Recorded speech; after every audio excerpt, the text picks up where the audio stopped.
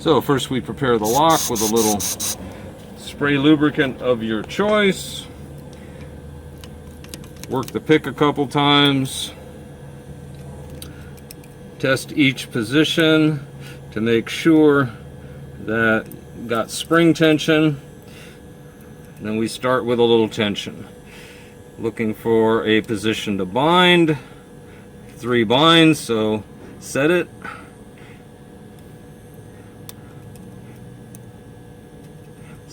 That one's already picked. See how it only bounces about 1 depth.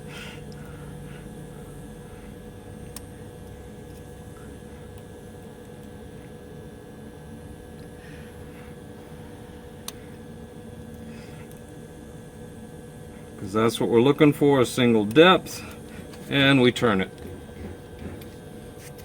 Now let's take a reading. 5, 8, 5, 8, 4.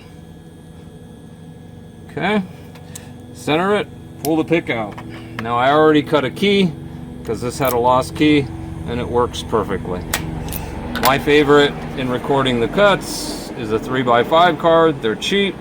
I can take them back to the van when I'm cutting the keys. But if you notice, 58354. I'm sorry, 58584. 58584.